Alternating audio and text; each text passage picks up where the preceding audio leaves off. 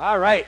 In the spirit of summertime being upon us, and the spirit of Bike Week up in Laconia, the 100th Bike Week, by the way, we are talking about going on a trip today. And our Bible text deals with that kind of summer road trip kind of theme on a journey and traveling into the exploration of the great beyond. So we are looking at Genesis chapter 12, verses 1 through 9.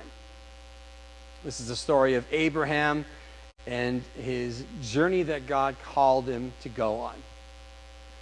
The Lord had said to Abram, "Leave your native country, your relatives, and your father's family. Go to the land that I will show you. I will make you into a great nation. I will bless you and make you famous.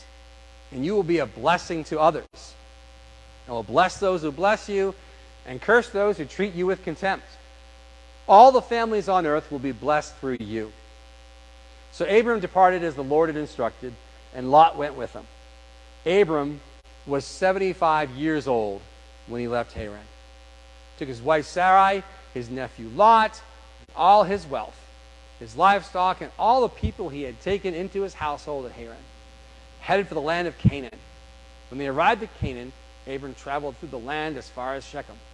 There he set up camp beside the oak of Moreh, and at the time the area was inhabited by Canaanites. Then the Lord appeared to Abram and said, "I will give this land to your descendants." And Abram built an altar there and dedicated it to the Lord who had appeared to him. After that, Abram traveled south and set up camp in the hill country with Bethel to the west and Ai to the east.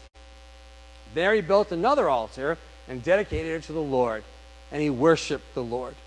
Then Abram continued traveling south by stages toward the Negev. Okay, you've heard the expression, so finish it for me. Everyone knows this one. You can't teach an old dog new tricks, right? Well, yeah, there it is right there. Everyone knows that. And pretty much everyone believes it, I think, at one point in time, or maybe in many points in time. Well, the origin of that expression, you can't teach an old dog new tricks, it's old. It goes way back to the mid-1500s in England. One of the oldest idiomatic expressions in the English language. Speaking of, do you guys ever know how to do this? Who can do this? Raise your hand if you can do this. No? Well, all right, Bill can do this. All right, Bill's got this. So for everyone else who can't do something like this, who wants to come up and learn how to do this? Come on, this is a new trick. This is the finger trick, the middle finger trick. Come on, who wants to come up and learn how to do this? Barb, come on up. Barb, you're the next contestant on The Price is Right. Well, not The Price is Right, but come on up, Barb, and you're going to learn a new trick here, right? All right, so you're going to face me. You put your hands together and take your middle fingers and go like this. All right, and now you spin. All right, you're getting your fingers all cut up. So you got to make sure you don't do that, but we got this. Ready? Middle fingers together. Don't, just your middle fingers. And you got to spin it around like that. Her hand is not what it used to be. Who else wants to come up and try the new trick? Come on up. Teaching the new trick. Ralph, you're coming up. Mary, come on up. You're not an old dog, Mary, but you can come up anyway. There we go. All right, so I think you're pretty much going to get this one. So there you go. So you put your middle finger through, and then you slide your whole hand like that. See, when you get your fingers all caught up like that, you got to slide your hand so your fingers don't get caught up, and go right around like that. And then you get the two fingers coming out like a satellite coming through the sky, like there. Almost got it. Anybody else want to try the new trick? Keep working on that, Mary. We'll catch you afterwards. Who wants to try the new trick? Come on, Ralph, come on up and do the new trick. Ralph's not going to do any better on the new trick. Come on. I gotta teach some old dogs here. Come on. No one. All right, well, we're going to have tutorials. Roger's back there practicing. I caught him back there practicing. Oh, he's done it. Roger can kind of do the new trick for you. You're moving too many fingers back there, Raj. You got it. All right, Raj, you learned the trick. Good. Fantastic. It wasn't on camera, though, so the people at home cannot verify that, so it's up to all of us. Thank you all for trying. I appreciate that. Anyway, you can teach an old dog new tricks. That is a wrong statement. I don't know who came up with that, but it's wrong. So today I'm talking about God calling you. God calling you. Sometimes we forget how old Abraham was in the context of this story here today. You know, few of us would consider 75 extremely old nowadays, would we? I mean, 75 is the new what? 35. All right, I like that. 75 is the new 35. Wow, this is great. Fantastic. Brenda, you're great, and you're like a nurse, so you know all this stuff, right? Hey, look, indeed, there are many 75-year-olds, as we speak, traveling around this country and around the world. Of course, they're traveling around the country in the luxury RV that they're driving. Yes, I get it. Or they're going around the world in a beautiful cruise ship right now, enjoying the luxurious amenities of the cruise ships. But, you know, Abraham was 75 years old, and he really wasn't living in our day and age. He was living thousands of years ago. And God called him on a journey. He was old for this journey. He was very old for this journey. And this was a massive and total life change for him. Everything was different. He and his whole family and his operation had to be uprooted and gone. He had to learn a new trick. And his trick was big. He was an old dog. And he had to learn it. And he did learn it. Well, why did he have to do this? Why? Why did he do this? Well, the answer is simple. Because God said something to him. God said something to him, so he had to respond. And what did God say to him? It's easy. It's one word, two letters. Very simple. G-O. And that spells go. Yes. Very easy to write on paper, right? G-O. Very easy to write on paper.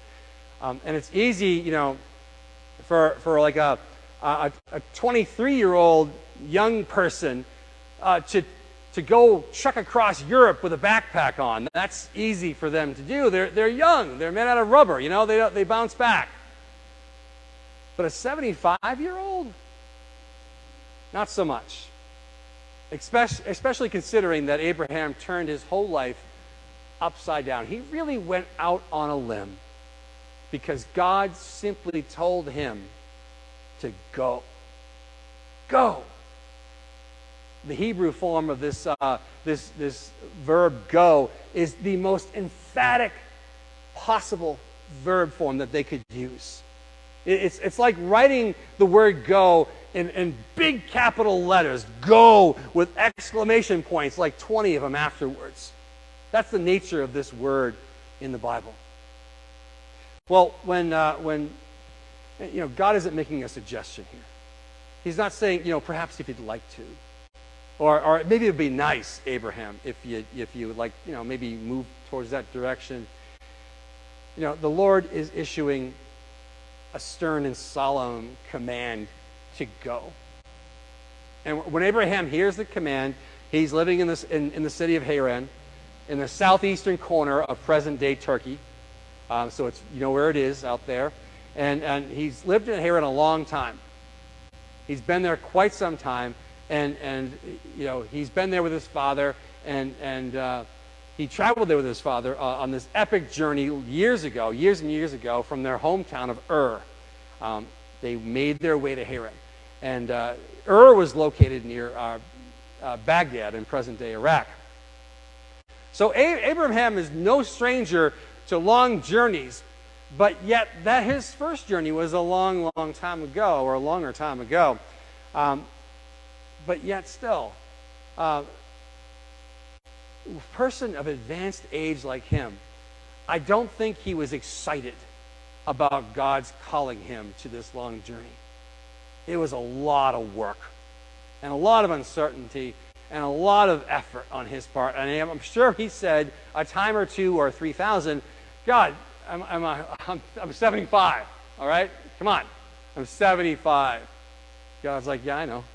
Yeah, so God says, like, I'm like a trillion years old, so what, you know? Well, he's not really, but you know what I mean. And travel in those days, it wasn't the RV. It really wasn't.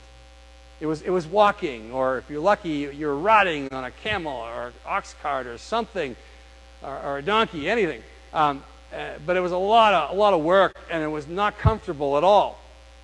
There were no rest areas, and nice places to pull over and go to Popeye's Chicken on the side of the road there. On the way up to Maine, there's a Popeye's Chicken that I stop at. And there's one in Concord now too. Who's been to Popeye's Chicken in Concord? No one's been to Popeye's Chicken yet in Concord? I went to Popeye's Chicken in Concord. Yes, it's chicken. It's definitely chicken. So, anyway, there are no Popeye's Chickens on Abraham's journey from where he was going to where he was going to wind up. He had to carry all their food, or barter for it and buy it on the way. I mean, this is tough. And for a world traveler like Abraham, which he was earlier in his life, to pack up everything he owns for a second time to set out on another journey at the age of 75 is unheard of. Why would you do that? You have everything. You're rich. He had plenty of stuff. He had a good life. He wasn't as if he was like scraping by and he had nothing to lose. He had everything. He didn't need anything more. And to top it all off, let's take a look at verse 1. To top it all off, God doesn't even tell Abraham where he's going. He just says, go.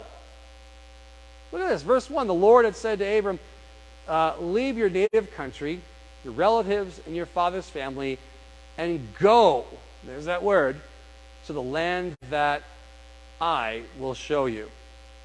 He's not telling him where he's going. He's just saying, go. And the amazing thing about this story, one of the most amazing things, is that Abraham trusted God, and he actually went. He believed God would guide him, and he believed God would protect him. Romans chapter 4. Do we have that one, Laura, back there? Romans chapter 4, verse 20 and 22. Paul talking about Abraham's faith. Abraham never wavered in believing God's promise.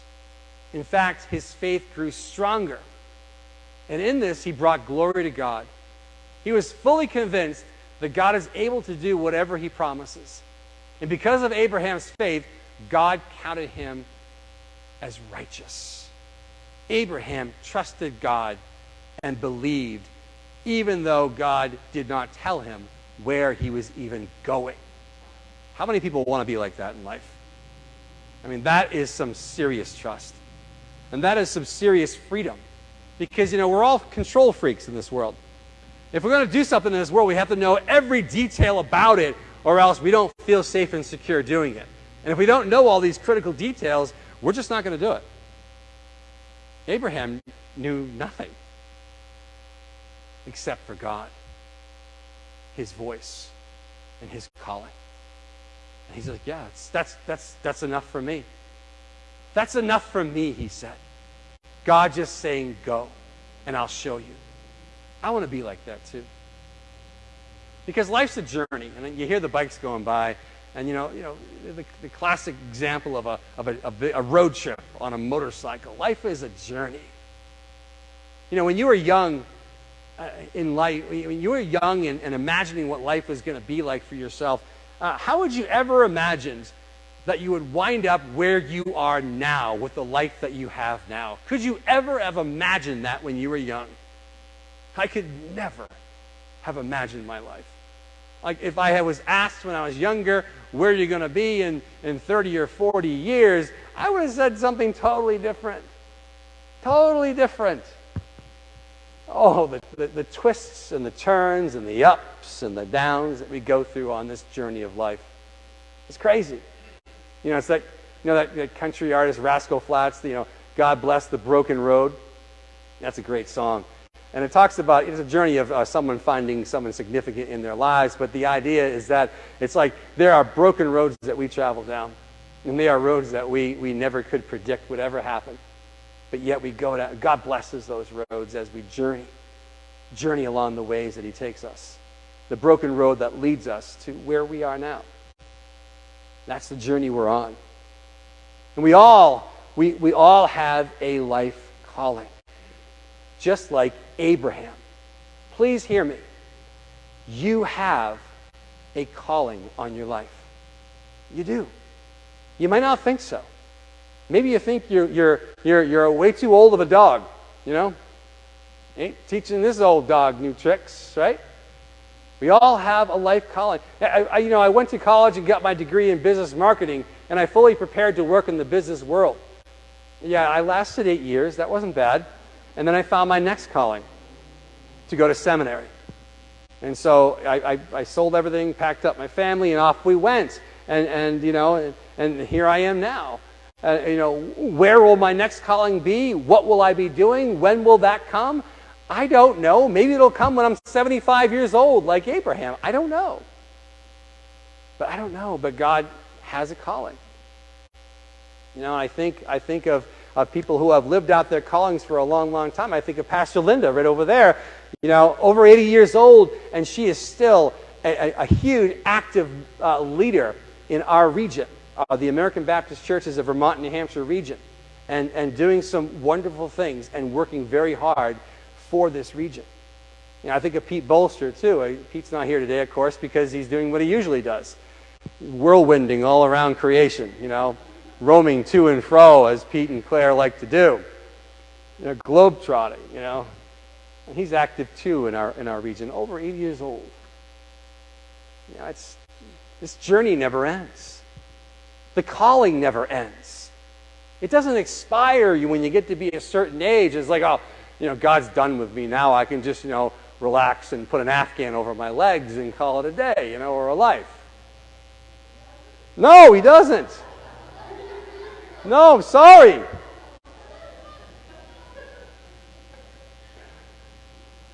The story of Abraham and Sarah tells us of one of the greatest journeys in all of Scripture. These two set out. It was an arduous task to an unknown land. And when they went for all of us.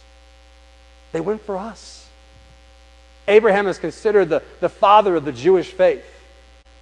And since we are of the Christian faith, which has its roots in the Jewish faith, he too is our father on our faith journey.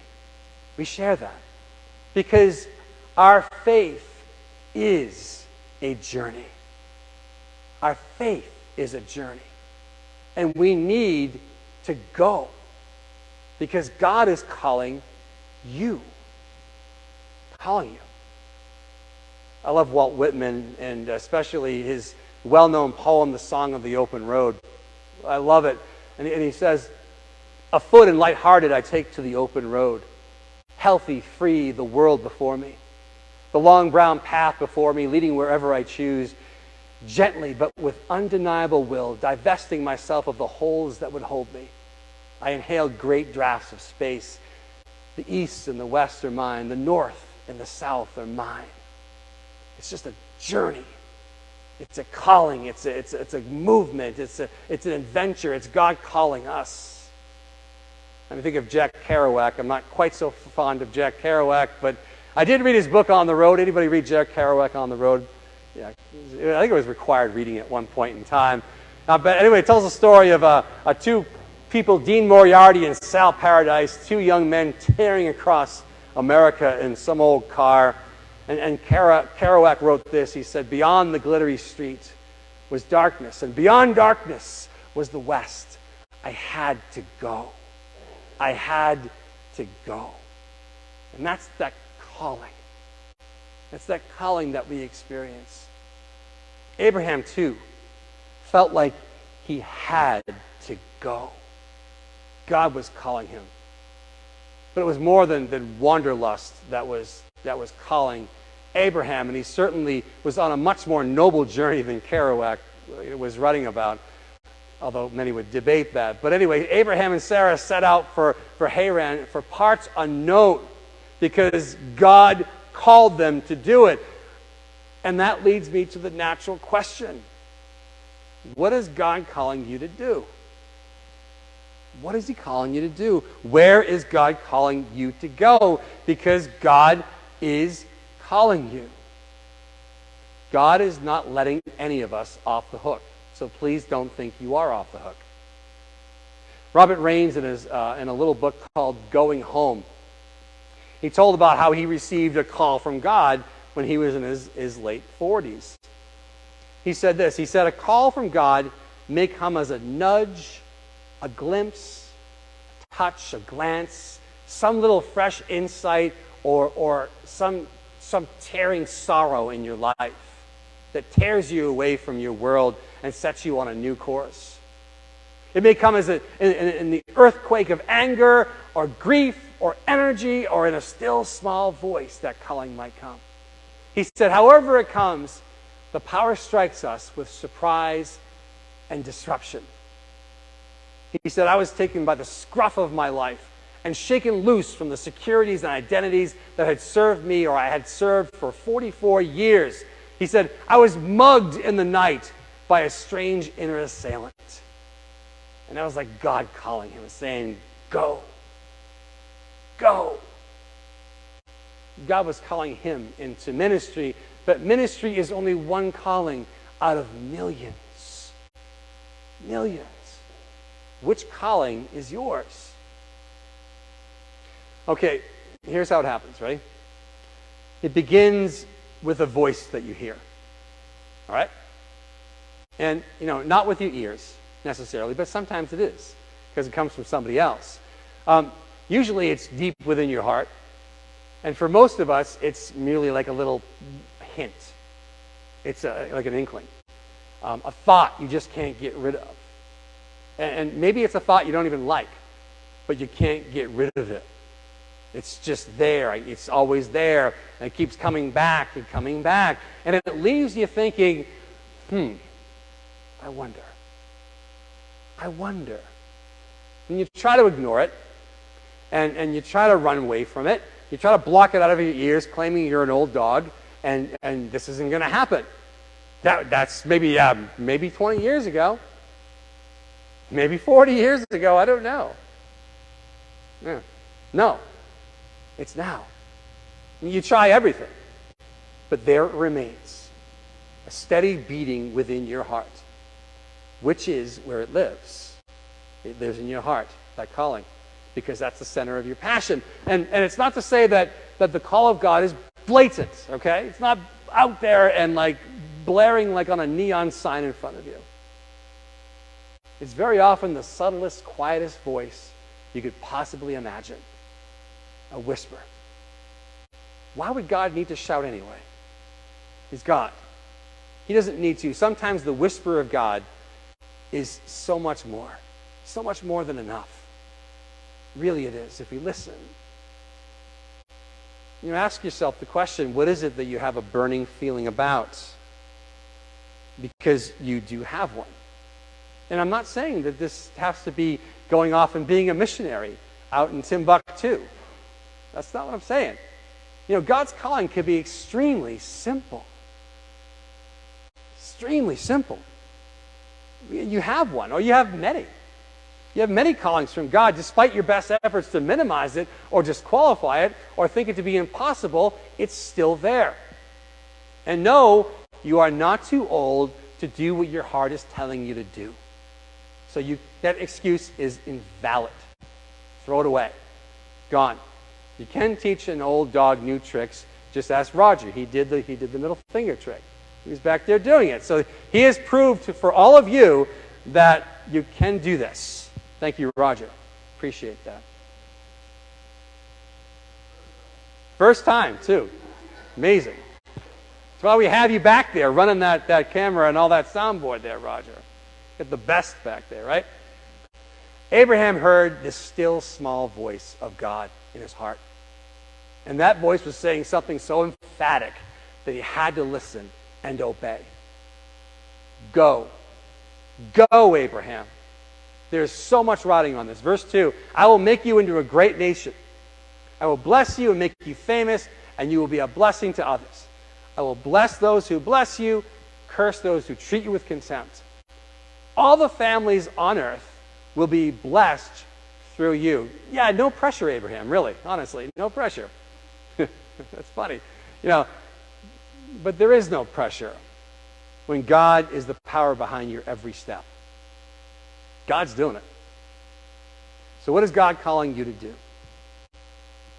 Give up your house and move across country? I don't know. I don't know. This is between you and God. Maybe. Or possibly God's calling you to give up your pride and reach out to that person that wronged you at one point in your life, that person that you've neatly tucked into a corner in your brain and you've forgotten about them, but not really. God's calling you to give up your pride and reach out to that person. God's calling you on that journey. God's maybe calling you to actually be a friend to the person that you know that needs a friend like you. The one you think you don't have time for. I don't have the energy for that. Yes, you do. Or maybe God's calling you to give to a cause that's near and dear to you. Maybe you are being led to give for some time, to give to some cause, or maybe just God's just calling you to go to church. It's as simple as that. Maybe. Or volunteering in town. God's calling. These are calls from God. You can't think of these things as not coming from God in your life. God doesn't only call people to like churchy type things. He calls people in all sorts of different ways. So what is God's call in your life? And I'm not going to tell you, because you have to tell me, or it's between you and God anyway. Abraham never saw most of God's promises fulfilled. The things that God promised him, he didn't see it. He didn't see it at all. Never saw himself become a great man or a great nation. Never saw his name become great. Never saw all the earth's people blessed through him. Abraham simply believed what God told him, and he took God's word at face value. He trusted in God, and he trusted him, and God counted that as righteousness. Maybe God is calling you to first trust him in your life. Maybe that's your journey. These people here, people at home, maybe God's calling you to first trust him for once. Trust God. Maybe you find that you don't really trust God with your life. You might believe in him, but it's like, that's about it. Hands off, God. I don't trust what you might do in my world. But that voice keeps speaking inside of you. Trust me. Trust me. And there's God's calling for your life. So go and trust him. I was reading a story in preparation for the sermon. A man named Sonny Eberhardt. Sonny was the oldest man to complete the entire Appalachian Trail. And he did it in 2021, just a couple of years ago. The Appalachian Trail is approximately 2,200 miles. And Sonny is from Alabama, and he was 83 years old when he did it. 83 years old, people. All right? He started hiking one day in February, and he ended up in Georgia on the Appalachian Trail, and then he headed north. And he never stopped hiking until he was done. He hiked different sections at different times to take advantage of the weather. He did, but he did the whole entire trail in one attempt. And the journey represented, a huge thing in his life. He'd been on other journeys in his life too, other walking journeys, long ones. But at 83 years old, 83, he hiked the entire trail. He felt the call to do that, and he did. One of his reasons for going on these journeys, he said it coincided with a search for peace inside of him. He felt that he needed a peace. He was lugging around all this emotional and mental baggage from an old divorce in his life. His kids lost respect for him for things that he had done or things that had happened. This is how the world works. This is how life works sometimes. And eventually, he found his peace and his forgiveness. He said this. He said, I persevered to the point that the good Lord looked down on me and said, you're forgiven, you can be at peace. And even after hiking the Appalachian Trail at 83 years old, he's still not done hiking yet. And you can teach old dogs new tricks. You can set out at 75 years old like Abraham did, or 83 years old, whatever your age is, and when God says to go, go. God is calling you. He called Abraham, and he's called everybody since. God is calling to you. This God of ours still calls people. Trust him. Listen to him. Let him teach you a new trick, and then go. Could you stand for our final hymn today?